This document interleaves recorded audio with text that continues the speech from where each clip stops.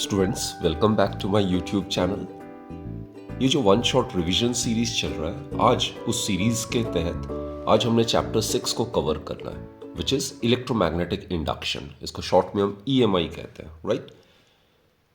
तो students, in order to start electromagnetic induction we need to understand the concept of magnetic flux. शुरू में भी मैंने बताया हुआ है, फ्लक्स जो है it's a term which is associated with a surface, it's is linked with a surface. अब बच्चों, कोई भी रीजन है जिसमें मैग्नेटिक फील्ड है और वहाँ पे कोई सरफेस है सपोज, तो उस सरफेस से जितने magnetic field lines normally cross कर रहा है, that gives the measure of the magnetic flux. Suppose this is a surface and these are the magnetic field lines which are crossing through it normally. All the magnetic field lines are crossing normally through it. तो इस case में जो magnetic field है और जो ये जो surface है, इसका जो एरिया वेक्टर है, both are in the same direction, so the angle between these two is 0 degree. तो यहाँ पे बच्चों फाई जो होगा मैग्नेटिक फ्लक्स, फाई बी से मैं नोट कर रहा हूँ, it will be simply given by B vector dot A vector. So here the angle between these two is 0, so it will be simply B A cos 0, cos 0 is 1, so it will be b into a.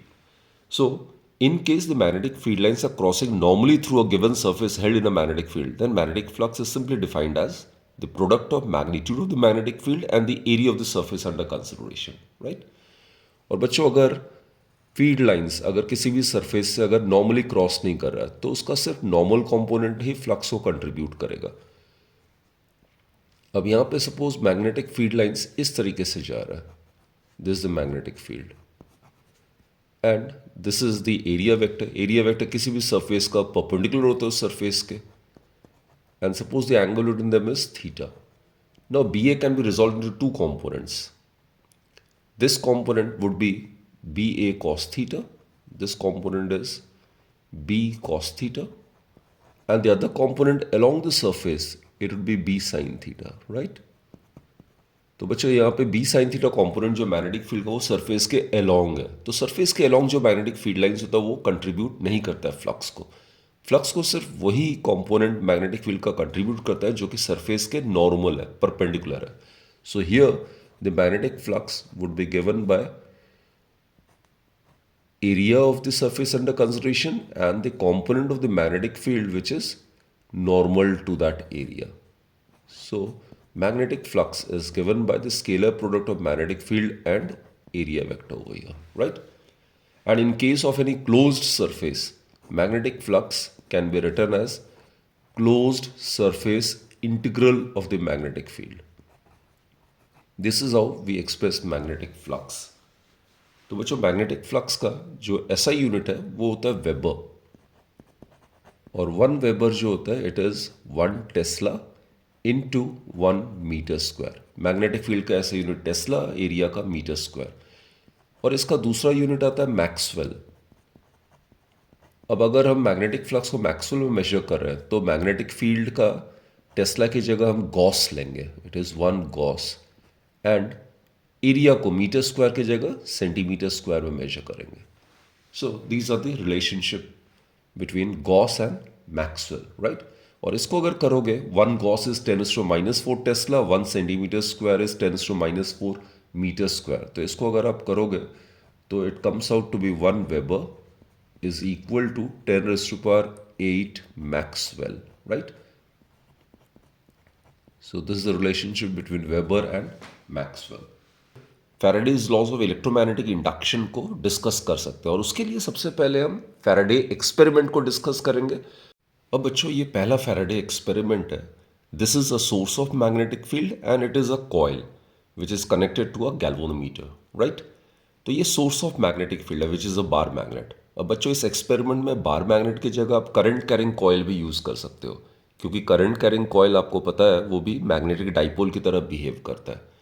तो Faraday ने क्या पाया कि इस magnet को जब stationery coil के पास हम अप्रोच कराते हैं, then the galvanometer showed some sort of deflection, से टुवर्ड्स राइट। और जब फैराडे ने इस मैग्नेट को या सोर्स ऑफ मैग्नेटिक फील्ड को स्टेशनरी कॉइल से रिसीड कराया, यानी कि उससे दूर ले गया, तो भी गैल्वेनोमीटर डिफ्लेक्शन देता है। लेकिन इस केस में ये गैल्वेनोमीटर ऑपोजिट डायरेक्शन में डिफ्लेक्शन दे रहा है। और फिर उसकी ऑब्जर्वेशंस थी कि जैसे ही इन दोनों में रिलेटिव मोशन जो है वो जीरो होता है, यानी कि दोनों रेस्ट पे आता है, तो गैल्वेनोमीटर शोड जीरो डिफ्लेक्शन। और जैसे जैसे रिलेटिव मोशन इन दोनों के बीच में फास्टर करता गया, वैसे वैसे जो डिफ्लेक्शन है गैल्वेनोमीटर का वो उतना ही ज़्यादा होता गया। तो इन सबसे कंक्लूजन क्या है बच्चों, उन्होंने कंक्लूजन क्या निकाला और इसका इस पूरे एक्सपेरिमेंट का मतलब क्या है, इसका कॉन्सेप्ट क्या है? वो ये है कि जैसे ही हम मैग्नेट को पास ले आते हैं तो इसके मैग्नेटिक फील्ड लाइंस जो है वो इसको अप्रोच करता है, तो magnetic field line start getting linked with this coil. तो जैसे जैसे मैग्नेट को हम पास ला रहे हैं स्टेशनरी कॉइल के पास, more and more magnetic field lines get linked through this coil. अब मैग्नेटिक फील्ड लाइंस के इस कॉइल के थ्रू बढ़ने से फ्लक्स इंक्रीज होता है, तो फ्लक्स समय के साथ साथ इंक्रीज कर रहा है एंड अकॉर्डिंगली इंड्यूस करंट या इंड्यूस्ड ईएमएफ प्रोड्यूस हो रहा है। इसी को हम फिनोमेना ऑफ इलेक्ट्रोमैग्नेटिक इंडक्शन कहते हैं। So the phenomena of production of an induced EMF or induced current whenever the magnetic flux linked with the coil changes is known as electromagnetic induction. तो magnet के पास लाने से magnetic field lines through the coil tends to grow and that changing magnetic flux produces induced EMF और induced current in the coil, right. अब इस case में जैसे हम मैग्नेट को रिसीड कर रहे हैं तो magnetic field lines through the coil starts winding up. यहाँ पे मैग्नेटिक फ्लक्स इंक्रीज कर रहा था अप्रोचिंग मैग्नेट की वजह से, और यहाँ पे रिसीडिंग मैग्नेट की वजह से field lines through the coil will start winding up, वो कम होने लग जाएगा, समेटने लग जाएगा, राइट। चेंज होना चाहिए मैग्नेटिक फ्लक्स को, चाहे इंक्रीज हो चाहे डिक्रीज हो, इट डजेंट मैटर। तो यहाँ पे जैसे मैग्नेट को हम रिसीड करा रहे हैं, magnetic flux linked with this coil will start winding up, तो उससे कारण मैग्नेटिक फ्लक्स चेंज हो रहा है through the coil and this changing magnetic flux, this decreasing magnetic flux through the coil will again produce an induced current और induced EMF and this case the induced current in the coil is produced due to the receding magnet. So here the current so produced would be in the opposite direction. तो इसी वजह से galvanometer यहाँ पे opposite direction में deflection देगा। अब बच्चों तीसरा ऑब्जर्वेशन जो मैंने बताया था, अगर ये कॉइल और ये सोर्स ऑफ मैग्नेटिक फील्ड जो बार मैग्नेट, ये दोनों अगर स्टेशनरी है, अगर इन दोनों के बीच में रिलेटिव मोशन एब्सेंट है, तो magnetic flux linked with the coil will be constant, वो चेंज नहीं होगा। और अगर magnetic flux linked with the coil अगर कांस्टेंट होता है, चेंज नहीं होता है, तो उसमें कोई ईएमएफ या करंट इंड्यूस नहीं होगा, right. So in that scenario the galvanometer shows zero deflection. और एक बात बच्चों, अगर हम रिलेटिव मोशन मैग्नेट को पहले तो आराम से ले आ रहे हैं, अब हम क्या करते हैं, रिलेटिव मोशन फास्टर कर देते हैं, जल्दी से मैग्नेट को ले आ रहे हैं या जल्दी से मैग्नेट को दूर ले जा रहे हैं, या दोनों को अप्रोच जो कर रहा है वो फास्टर अप्रोच हो रहा है या फास्टर तरीके से रिसीड कर रहा है। तो अगर मैं कॉइल और सोर्स ऑफ मैग्नेटिक फील्ड के बीच में रिलेटिव मोशन अगर फास्टर कर देता हूं, तो ये पाया गया कि गैल्वेनोमीटर उतनी ज़्यादा डिफ्लेक्शन देता है। इसका मतलब है जो इस कॉइल में ईएमएफ इंड्यूस हो रहा है या करंट जो इंड्यूस हो रहा है वो सिर्फ चेंज इन फ्लक्स पर डिपेंड नहीं कर रहा है, it is depending upon the time rate change in the magnetic flux. जितने कम समय में कॉइल के अक्रॉस या कॉइल के थ्रू जितनी ज़्यादा मैग्नेटिक फ्लक्स चेंज हो रही है, उतनी ही ज़्यादा ईएमएफ या करंट इंड्यूस होगा।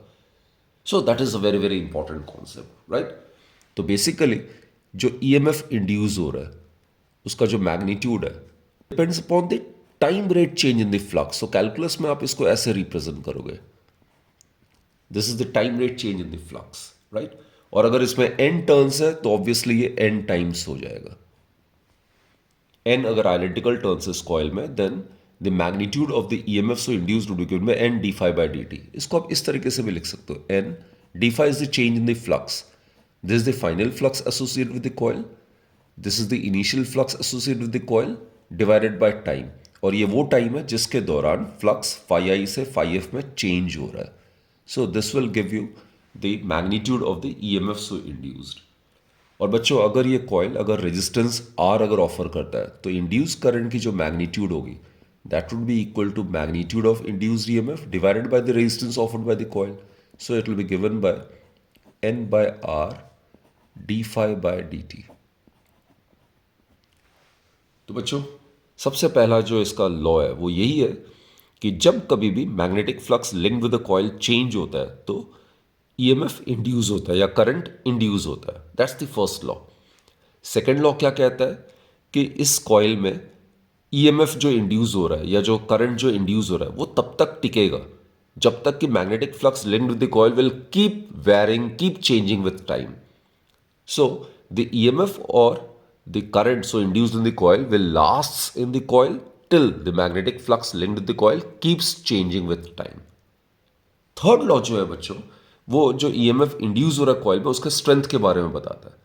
So the magnitude of the EMF so induced in the coil during the phenomenon of electromagnetic induction is directly proportional to the time rate change in the magnetic flux.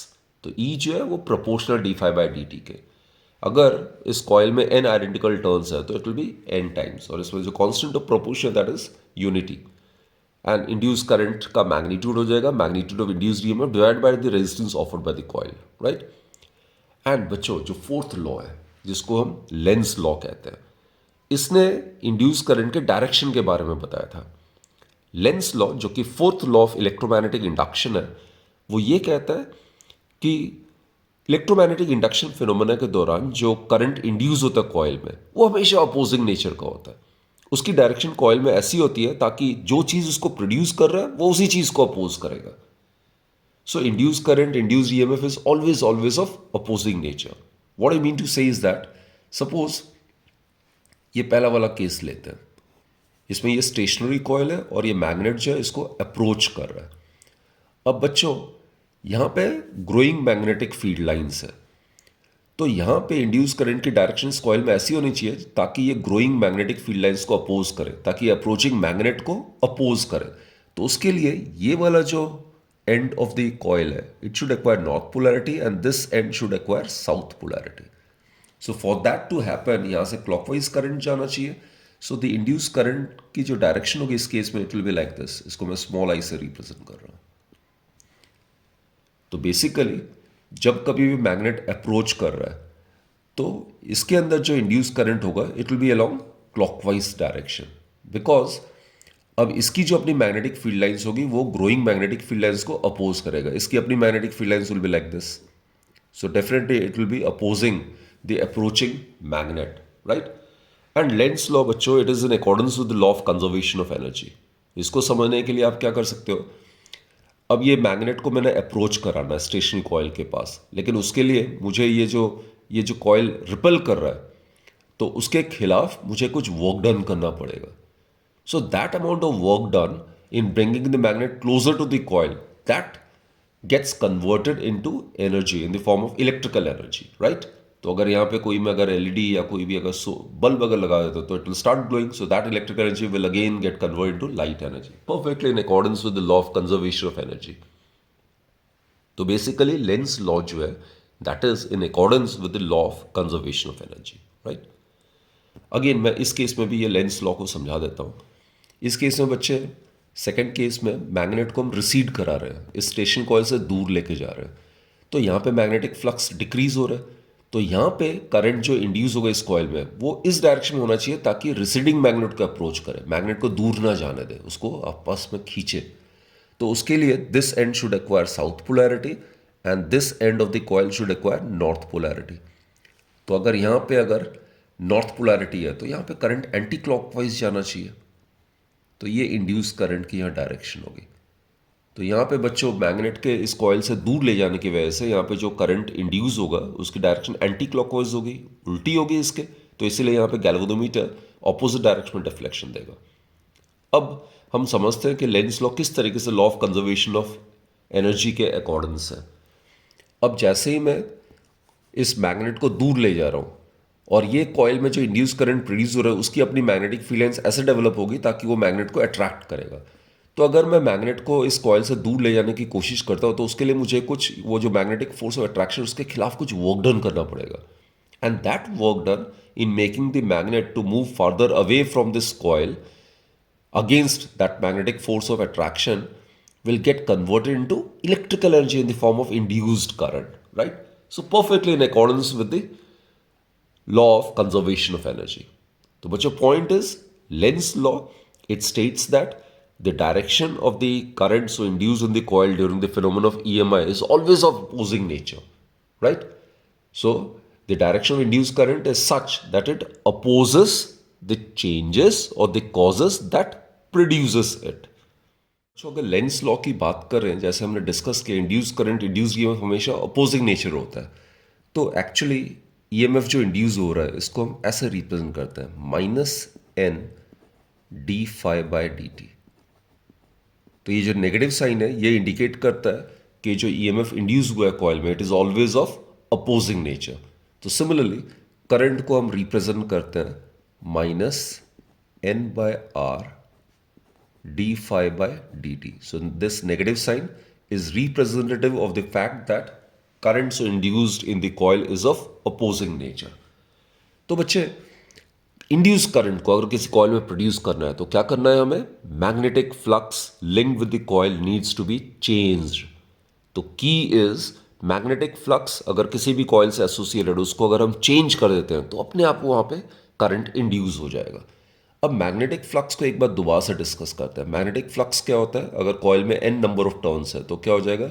N B A cos theta, right. तो magnetic flux को change करने के क्या क्या तरीके हैं? तो बच्चे जिस कॉइल में करंट को इंड्यूस कराना है उस कॉइल में ऑलरेडी अगर करंट आप फ्लो करा रहे हो तो उसकी मैग्नीट्यूड को, उस करंट की मैग्नीट्यूड को चेंज करके भी आप मैग्नेटिक फील्ड को चेंज कर सकते हो, और उस मैग्नेटिक फील्ड के चेंज होने से मैग्नेटिक फ्लक्स चेंज हो जाएगा। तो एक तो ये तरीका हो गया, राइट। जिस कॉइल में ऑलरेडी करंट फ्लो कर रहा है उस कॉइल में ही करंट की मैग्नीट्यूड को अगर हम चेंज करते हैं तो मैग्नेटिक फील्ड चेंज हो जाएगा, और मैग्नेटिक फील्ड चेंज होने से मैग्नेटिक फ्लक्स भी चेंज होगा, तो उसमें भी हम करंट, इंड्यूस करंट को प्रोड्यूस कर सकते हैं, right. Then current can be also induced in the coil by changing the strength of the magnetic field, either by changing the strength of the already current which is flowing through it, or changing the strength of the magnetic field by making use of some strong magnetic source of magnetic field. Number of turns को change कर सकते हैं, लेकिन for a given coil number of turns in the coil same ही रहेगा। Theta जो होता है that's the angle between the magnetic field and the area vector. तो उस कॉइल की अगर ओरिएंटेशन अगर लगातार समय के साथ साथ चेंज करते हैं तो थीटा जो होगा वो ओमेगा टी हो जाएगा। अगर कॉइल को हम रोटेट करते हैं तो लगातार वो चेंज होगा समय के साथ साथ। तो कॉइल की ओरिएंटेशन को लगातार चेंज करके भी हम मैग्नेटिक फ्लक्स को चेंज कर सकते हैं, और मैग्नेटिक फ्लक्स जब जब चेंज होगा समय के साथ साथ तब तब उस कॉइल में करंट हम इंड्यूस करा सकते हैं। तो बच्चों कुछ मेथड्स है मैग्नेटिक फ्लक्स को चेंज कराने का। क्या मैंने कहा?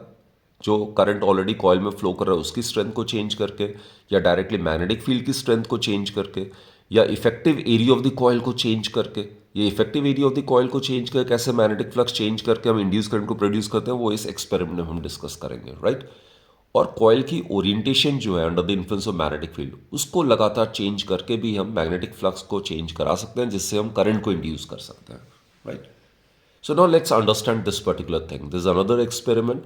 इसमें ये जो ABCD रीजन है it's a region of uniform magnetic field, जिसमें मैग्नेटिक फील्ड की डायरेक्शन जो है वो perpendicular to the plane of the paper है एंड डायरेक्टेड इनवर्ड्स है। ये जो क्रॉस है this is indicative of the fact that the magnetic field lines are perpendicular to the plane and directed inwards. तो सिर्फ ये जो ABCD रीजन है यहाँ पे यूनिफॉर्म मैग्नेटिक फील्ड है और मैग्नेटिक फील्ड की डायरेक्शन इनवर्ड है। ये बच्चों LMNO ये एक कॉइल है जिसमें कि ये गैल्वेनोमीटर है, ये गैल्वेनोमीटर कनेक्टेड है।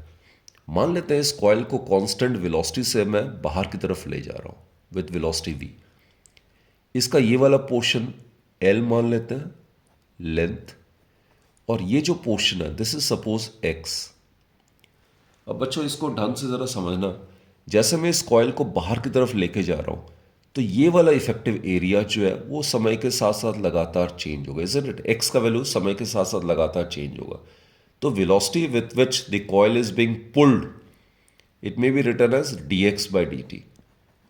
X is varying continuously with time, so time rate change in the value of x will give us the velocity with which the coil is being pulled outside the influence of the magnetic field. तो इस coil का जो effective area होगा magnetic field के influence में वो पूरा area नहीं होगा, वो वाला एरिया होगा जो सिर्फ मैग्नेटिक फील्ड के इन्फ्लुएंस में होगा, और ये इफेक्टिव एरिया लगातार समय के साथ साथ चेंज होगा, right. So what we do is flux जो एसोसिएट होगा इंस्टेंटेनियस फ्लक्स उस वक्त वो किसके इक्वल होता है? Scalar product of magnetic field and area vector. बच्चों इसमें मैग्नेटिक फील्ड इनवर्ड है और ये जो इफेक्टिव एरिया इसका एरिया वेक्टर जो है ये आउटवर्ड है। isn't it? इसका एरिया वेक्टर आउटवर्ड है. एरिया वेक्टर हमेशा परपेंडिकुलर टू द सरफेस होता है and always in the outward direction. So angle between these two is 180 degree. 180 degree means cos 180 degree -1 होगा, तो ये हो जाएगा -BA. क्लियर? एंड जो EMF इंड्यूस हुआ है वो अभी हमने डिस्कस किया है. It is given by -d∅/dt. So it may be written as -d/dt. यहाँ पे -BA आ जाएगा. So that will give us d/dt BA. What is the effective area? उस वक्त ये वाला इफेक्टिव एरिया जो कि कॉइल का मैग्नेटिक फील्ड के इन्फ्लुएंस में LX. तो बच्चों B जो है वो यूनिफॉर्म मैग्नेटिक फील्ड माना है. ये वाला जो चीज है width of the coil which is considered to be L, this will remain constant. ये dx/dt आ जाएगा. सो दैट इज जो EMF इंड्यूस हो रहा है it is given by BL. dx/dt is the velocity, right? So this is a very very important formula. Coil के इस तरीके से मूव करने से जो EMF या इंड्यूस हो रहा है इसको हम मोशनल EMF कहते हैं. It is known as motional EMF. और इसमें अगर ये कॉइल अगर R रेजिस्टेंस ऑफर कर रहा है तो इंड्यूस करंट जो होगा it will be given bye BLV divided by the resistance offered by the coil. जो इंड्यूस होता है कॉइल में फिनोमेना ऑफ इलेक्ट्रोमैग्नेटिक इंडक्शन के दौरान is due to the motion of a conductor. In that case the direction of the induce current is given by Fleming's right hand rule. अब Fleming's right hand rule में क्या है, हमने अपना right hand लेना है, उसमें थंब, ये 4 फिंगर है और ये मिडिल फिंगर या सेंट्रल फिंगर है. इन तीनों फिंगर्स को इस तरीके से रखना है ताकि all are mutually perpendicular to each other. ये तीनों आपस में परपेंडिकुलर है. All the three are mutually perpendicular to each other. इस केस में अगर थंब अगर मोशन ऑफ द कंडक्टर को रिप्रेजेंट कर रहा है, अगर फर्स्ट फिंगर जो है दैट इज द 4 फिंगर अगर मैग्नेटिक फील्ड के डायरेक्शन को रिप्रेजेंट कर रहा है, तो जो सेंट्रल फिंगर जिस पॉइंट पे डायरेक्ट कर रहा है that will give you the direction of the induced current, right? तो this is the rule. So if you stretch the thumb, the forefinger and the central finger of your right hand such that they are mutually perpendicular to each other, then if the thumb represents the direction of the motion, the forefinger represents the direction of the magnetic field, then the central finger will point towards the direction of the induced current. तो बच्चों ये right hand है और इस case में thumb जो है वो अगर मोशन ऑफ द कंडक्टर को रिप्रेजेंट कर रहा है, इसको मैं M से डिनोट कर रहा हूँ, राइट? और 4 फिंगर अगर मैग्नेटिक फील्ड के डायरेक्शन को रिप्रेजेंट करता है तो सेंट्रल फिंगर जो है it will direct towards the direction of the induce current. तो इसको आप MBI से डिनोट कर सकते हो या MBI से याद रख सकते हो, राइट? तो direction of the induce current is given by Fleming's right hand rule. तो बच्चों इसमें अप्लाई करते हैं, इसमें देखते हैं इंड्यूस करंट की डायरेक्शन किस तरफ है, क्लॉकवाइज है या एंटी क्लॉकवाइज है. तो इसमें ध्यान देने वाली बात यह है कि उस वाले कॉइल के उस पोर्शन में आपने ये वाला रूल अप्लाई करना है जो कि मैग्नेटिक फील्ड के इन्फ्लुएंस में. ये वाला पोर्शन मैग्नेटिक फील्ड के बाहर है तो यहां आपने अप्लाई नहीं करना है. तो let's apply the Fleming's right hand rule at this point. तो यहां पे ये कॉइल दूर लेके जा रहे हैं तो मोशन ऑफ द कंडक्टर इसका इस तरफ होगा. This is the motion of the conductor. ये M की डायरेक्शन है और मैग्नेटिक फील्ड अंदर की तरफ है. तो लेट्स चेक इट आउट. ये देखो ये जो थंब है ये मोशन की तरफ इंडिकेट कर रहा है और ये मैग्नेटिक फील्ड ये अंदर की तरफ हो जाएगा लाइक दिस, इजंट इट? तो thumb is indicating towards the motion of the conductor. The 4 finger that will represent the direction of the magnetic field which is directed inwards. तो ये जो फिंगर है central finger that is pointing from L to M. This will give you the direction of the current so induce in the coil.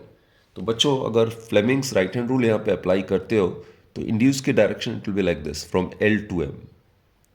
तो ये induce current की direction हो जाएगी.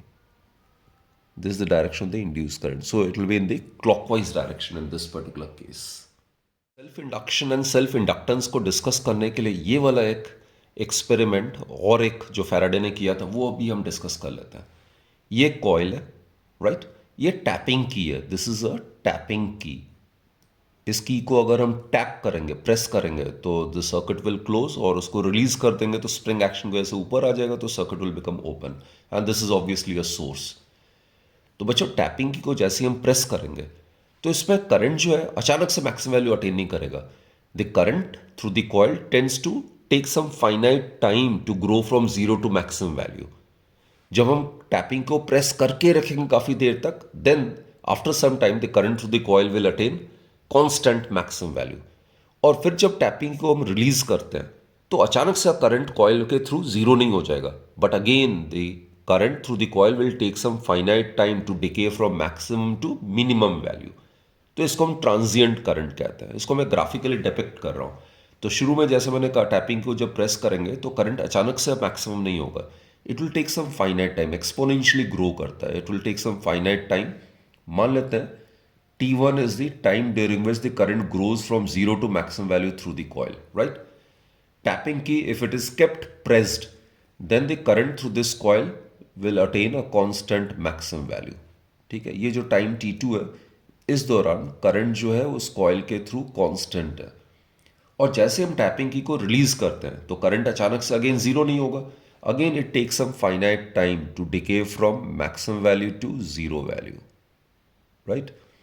सो this is decay of current जो होगा, मान लेते हैं ये टाइम T3 में हो रहा है। तो बच्चों हमें पता ही है, सिर्फ टाइम T1 और सिर्फ टाइम T3 के दौरान ही current through the coil is changing. अब बच्चे, अगर करंट थ्रू द कॉइल अगर चेंज हो रहा है तो इस कॉइल से एसोसिएटेड जो मैग्नेटिक फील्ड होगा वो भी चेंज होगा। आपको पता ही है, magnetic field inside a current carrying coil that is directly proportional to the strength of the current, isn't it? So whenever the current which is flowing through the coil changes, the magnetic field linked with the coil will change, and due to the change in the magnetic field, the magnetic flux linked with the coil will also change. और जब जब magnetic flux change होगा समय के साथ साथ, तब तब इंड्यूस्ड ईएमएफ या इंड्यूस करंट उस कॉइल में प्रोड्यूस होगा। So during time T1, due to the increase in the magnetic flux linked with the coil, induced EMF will be produced, induced current will be produced, right? और वो induce current की direction कैसी होगी बच्चों? It's always opposing nature. तो वो growth of current को oppose करेगा। टाइम T1 के दौरान करंट तो ग्रो हो रहा है लाइक दिस, इस डायरेक्शन में करंट ग्रो हो रहा है, लेकिन इंड्यूस करंट की डायरेक्शन क्या होगी? ताकि वो ग्रोथ ऑफ करंट को ही अपोज करेगा। आपको याद होगा लेंज़ लॉ में हमने क्या डिस्कस किया था? करंट जो इंड्यूस होता है कॉइल में वो हमेशा अपोजिंग नेचर का होता है। जो भी चीज़ उसको प्रोड्यूस करता है उसकी डायरेक्शन ऐसी होती है कॉइल में ताकि वो उसी चीज़ को अपोज करे। तो यहाँ पे ग्रोइंग जो करंट है through the coil, that is producing induce current. So the direction of the induce current will be such that it will oppose the growth of current. ये टाइम T2 के दौरान current through the coil will attain maximum constant value. So during this time T2 no current will get induced, right? I obviously बड़ा induce current से, तो कभी ना कभी ये ओवरकम करके कांस्टेंट वैल्यू अटेन कर लेगा। जैसे ही आई कांस्टेंट करंट अटेन कर लेता है कॉइल में, तो वहाँ पे फ्लक्स चेंज होना रुक जाता है, तो उस केस में induce current, induce EMF zero हो जाता है। अगेन जब टैपिंग की को हम रिलीज करते हैं तो क्या होगा? ये करंट अचानक से जीरो नहीं होता है। ये जो इसके कारण जो मैग्नेटिक फील्ड लाइन है वो वाइंड अप करने लगेगा। जैसे magnetic flux linked to the coil decrease होगा तो अगेन वहाँ पे इंड्यूस करंट प्रोड्यूस होगा। अब जो इंड्यूस करंट प्रोड्यूस हो रहा है वो क्या करेगा? इस decay of current through the coil को अपोज करेगा, यानी कि करंट को जीरो नहीं होने देगा। So as a result, what happens is current through the coil takes some finite time to decay from maximum to zero value. तो बच्चों कहने का मतलब है, जो इंड्यूस करंट प्रोड्यूस हो रहा है T1 और T3 समय के दौरान, वो ग्रोथ ऑफ करंट को भी अपोज कर रहा है और डिके ऑफ करंट को भी अपोज कर रहा है। सो ये जो फिनोमेना है, production of opposing induced current का in a coil when the magnetic flux linked with the same coil changes, this is what we call as self induction. और बच्चों ये जो इंडक्टेंस है, it is also known as inertia of electricity. Inertia क्या होता है? जो opposition होता है। Inertia term was coined by Galileo. तो mass in mechanics, mass is the measurement of the inertness of a body, isn't it?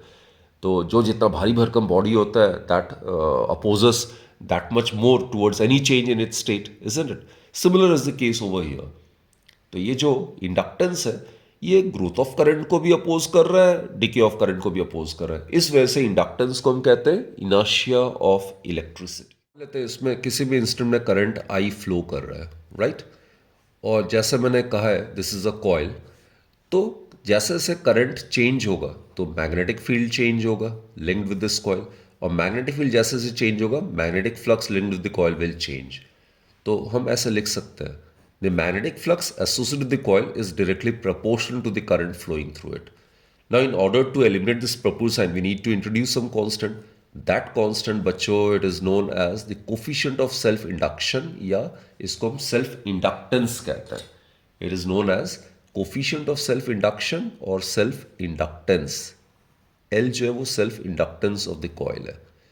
Just जैसे resistor resistance offer करता है, वैसे ये कॉइल जिसको इंडक्टर कहता है ये इंडक्टेंस ऑफर करता है. राइट.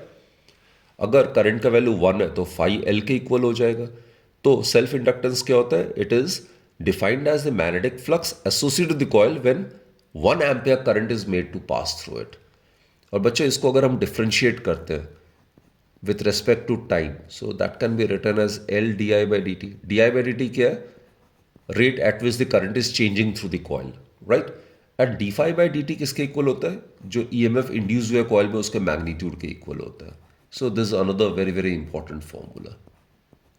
तो इससे हम L को भी डिफाइन कर सकते हैं. L में भी रिटर्न एज E, EMF जो इंड्यूस हुआ उसका magnitude divided by rate of change of current di by dt. तो बच्चों इसका जो ऐसा यूनिट होता है वो हेनरी होता है. It is Henry. इसको हम एच से डिनोट कर सकते हैं. जो ईएमएफ इंड्यूस हुआ है we are aware it's measured in volt, और rate of change of current it is ampere per second.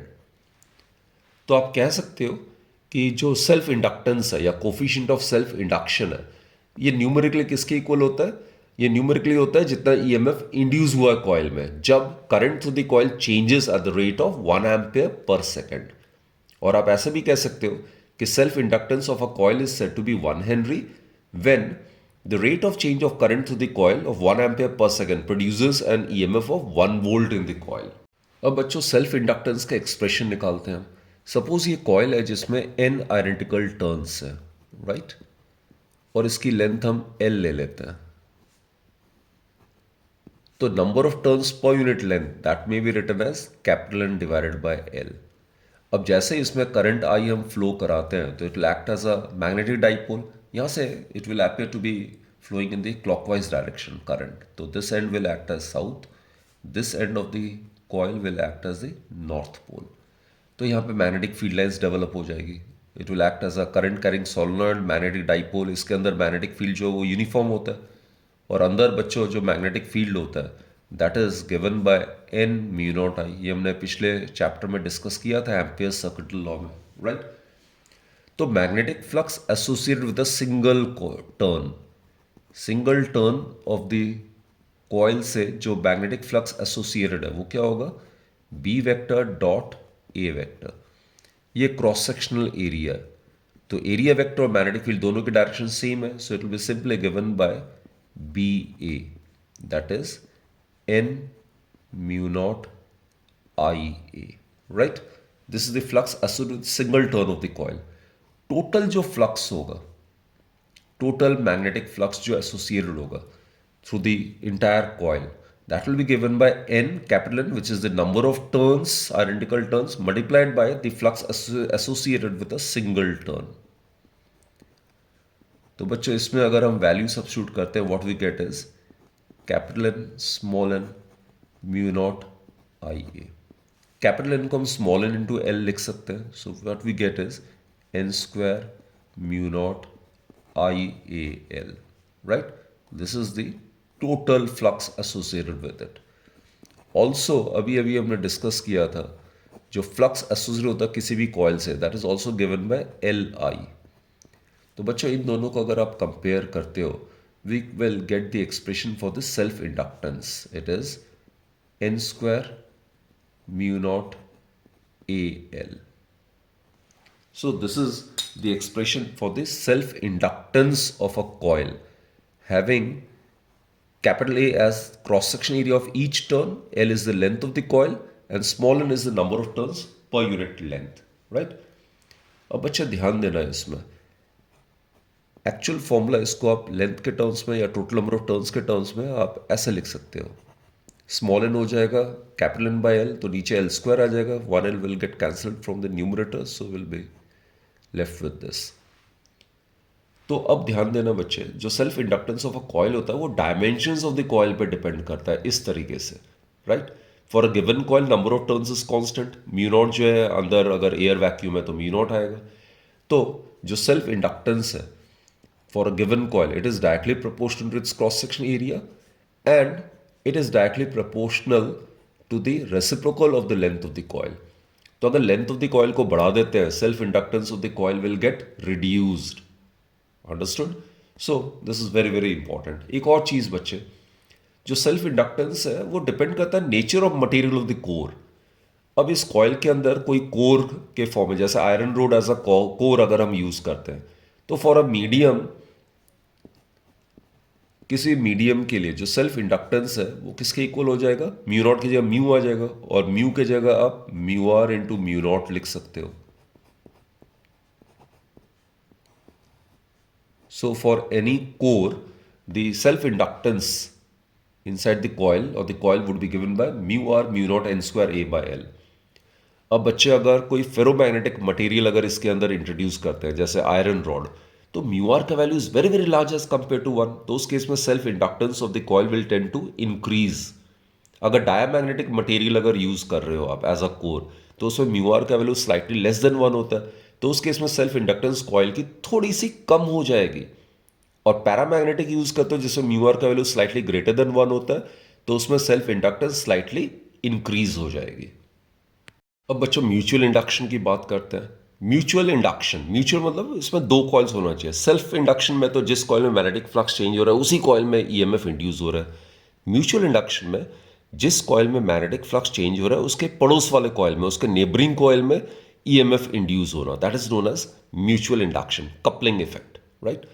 तो जिस कॉइल में करंट को हम पास कराते हैं, सोर्स कनेक्टेड है, उसको हम प्राइमरी कॉइल या पी कॉइल कहते हैं. और जो पड़ोस वाला कॉइल होता है जिसमें ईएमएफ इंड्यूस होता है या करंट इंड्यूस होता है, उसको हम एस कॉइल कहते हैं. तो this is P coil, this is S coil. अब बच्चों जैसे हमने डिस्कस किया था, टैपिंग को प्रेस करेंगे तो current will take some finite time to grow from zero to maximum value. क्यों? क्योंकि जैसे करंट ग्रो करता है तो यहाँ पे मैग्नेटिक फ्लक्स चेंज होता है, तो यहाँ पे करंट इंड्यूस होता है, तो उसको हम सेल्फ इंडक्शन कहते हैं. लेकिन जैसे ही यहाँ पे मैग्नेटिक फील्ड लाइंस करंट के फ्लो करने से बढ़ने लगेगा, तो वो मैग्नेटिक फ्लक्स जो है that will also get link through the S coil. तो magnetic flux link with the S coil will also start increasing और चेंजिंग.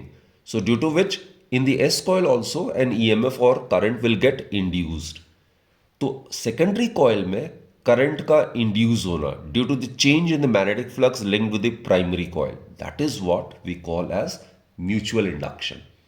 तो बच्चों again I repeat, the phenomena of production of an opposing induced EMF or current in a coil whenever the magnetic flux linked with the neighboring coil changes is known as mutual induction.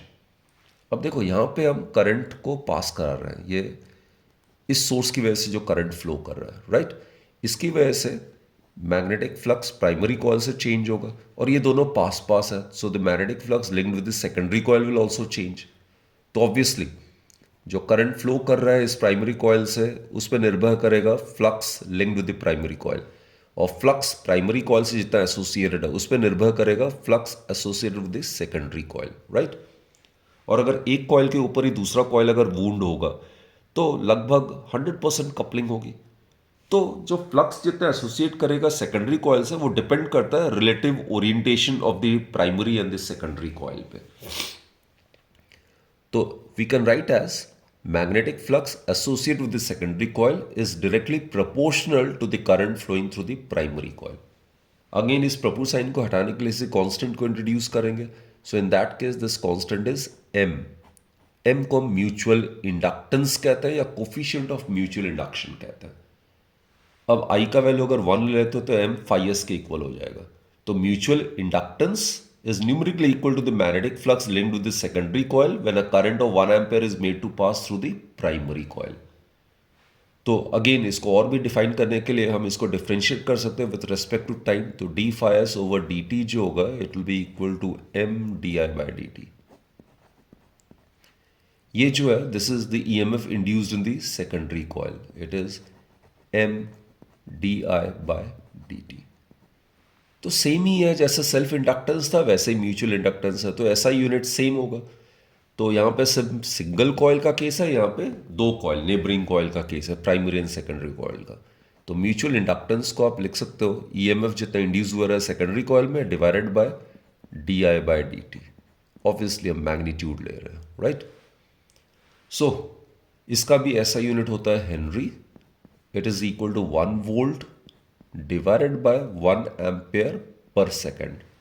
तो बच्चे दो coil के बीच में जो mutual inductance है उसको 1 Henry हम तभी कहेंगे जब EMF of 1 volt get induce in the secondary coil if the current in the primary coil is changing at the rate of 1 ampere per second. बच्चों जैसे मैंने कहा mutual inductance it depends upon the dimension of the coil and as well as the orientation between the two coils, right, along with the nature of the medium of the core if any।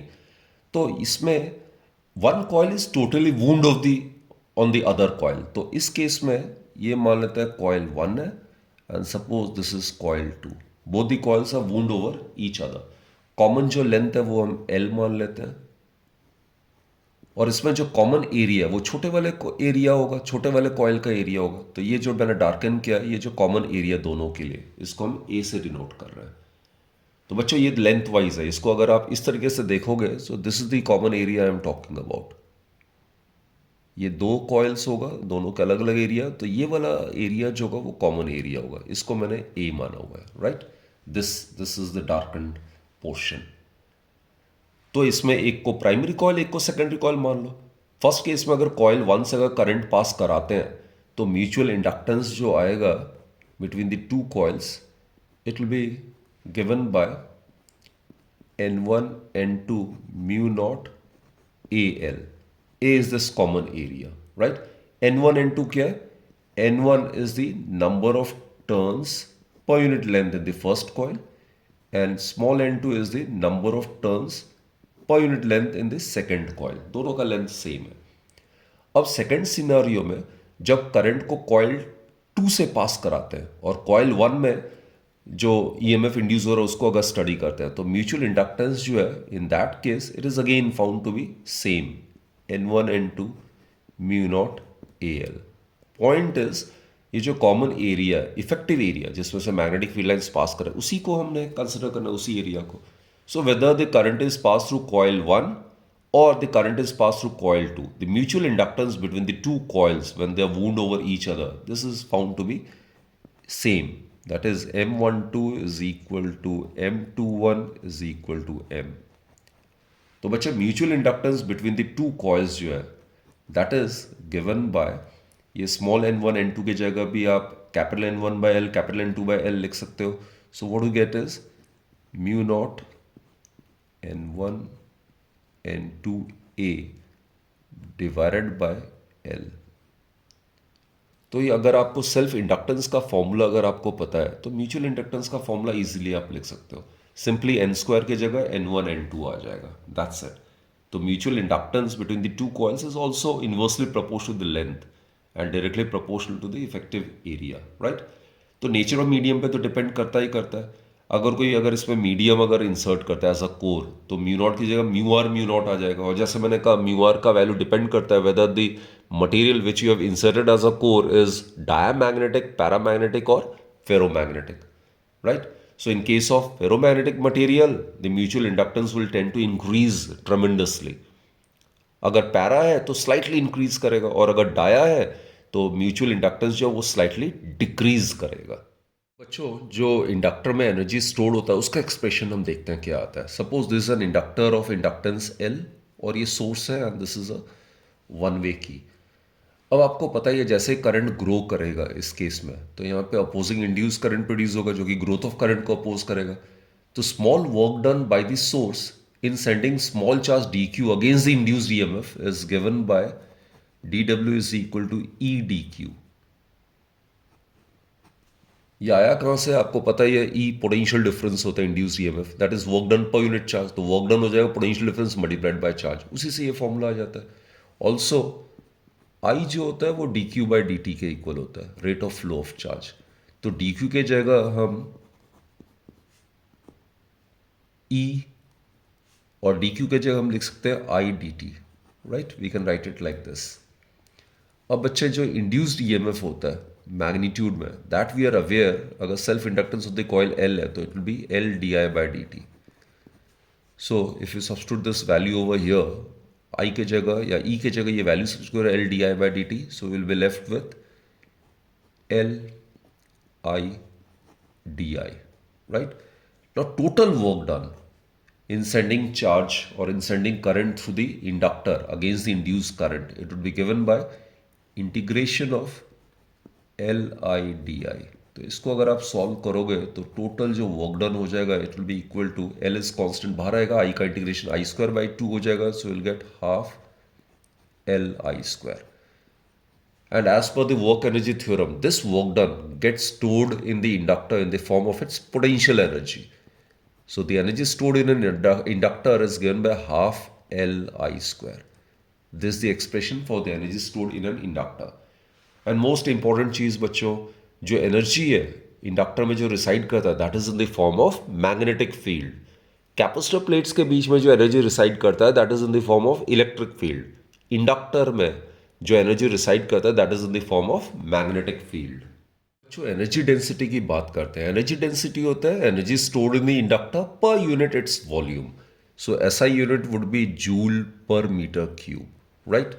So energy density is energy per unit volume.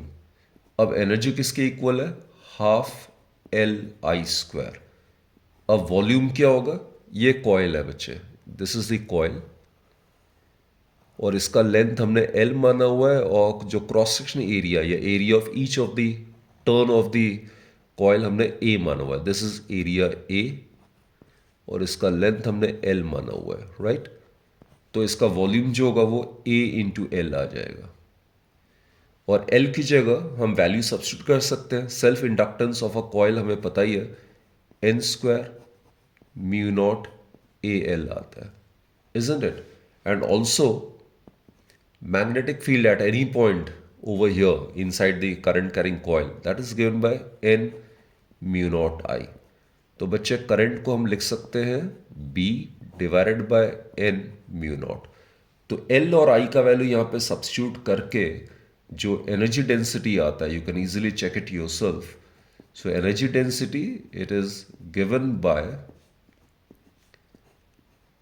B square divided by twice mu naught. And as I've told you students, the energy resides in the inductor in the form of magnetic field, right? So this is the expression for the magnetic energy per unit volume. Energy stored is in the form of magnetic field, तो इसको आप energy density को कह सकते हो magnetic energy stored per unit volume. That is given by B square divided by twice mu naught. Let's consider the general case of currents flowing simultaneously in the two nearby coils. ये दो nearby coils है, coil 1 coil 2 और इसमें current I1 flow कर रहा है, इसमें current I2 flow कर रहा है, राइट? इसमें सेल्फ इंडक्टेंस इसका L1 मान लेते हैं और इसका L2 मान लेते हैं और आपस में जो म्यूचुअल इंडक्टेंस है वो मान लेते हैं M है. Suppose it is M. Now look, total जो फ्लक्स है कॉइल 1 की हम बात करते हैं. Let us consider coil 1. Total जो फ्लक्स एसोसिएटेड है कॉइल 1 में, total flux associated with coil 1, so that would be given bye, एक तो सेल्फ इंडक्टेंस की वजह से ही होगा which will be L1 I1, isn't it? Plus इसमें जो फ्लो कर रहा है करंट उसकी वजह से भी यहाँ पे फ्लक्स चेंज होगा, तो उसकी वजह से म्यूचुअल इंडक्टेंस जो होगा दैट इज सपोज M12 से हम कंसिडर करते हैं and current flowing through this coil would be I2. So total flux associated with coil 1 would be given by this. और बच्चों जो EMF इंड्यूस होगा फर्स्ट वाले कॉइल में वो हो जाएगा d∅1 by dt मैग्नीट्यूड में, और अगर लेंस लॉ देते हैं तो नेगेटिव साइन आ जाएगा, अपोजिट नेचर को इंडिकेट करता है. So what we get is जो EMF टोटल इंड्यूस होगा कॉइल 1 में that would be given by minus L1 di1 by dt, this the rate of change of current in coil 1, minus mutual inductance between the two coils when this is treated as primary and this is treated as secondary coil, right? So it will be di2 by dt, right? This will be the expression for the EMF induced in the first coil due to the self inductance as well as due to the mutual inductance between the two coils. Total जो flux होगा associated with coil 2 that will be again given by the sum of the two fluxes which exists independently. ये है flux associated with coil 2 due to the self inductance, और ये coil के दोनों coil में जो म्यूचुअल इंडक्टेंस एम है उसके कारण जो फ्लक्स एसोसिएटेड है, इन दोनों का सम जो होगा that will give you the net flux. फिर उसको अगर डिफरेंशिएट करते with respect to time that will give you the net EMF induced in coil 2, right? So these are the expressions for the net EMF induced in the two coils when current is flowing simultaneously in the two nearby coils. तो बच्चों that's it for this particular session. ये इस session में short revision जो series चल रहा है हमारा, इसमें जो क्विक रिकैप कर रहे हैं हर एक चैप्टर का। So this chapter 5 is entirely over and hope you have understood and you have got benefited from this particular session. खूब ढंग से आप प्रैक्टिस करो, खूब पढ़ाई करो, एक एक सेकंड आप लोगों के लिए कीमती है। And from my side all the very very best for your fourth coming exams, and keep learning and keep working harder.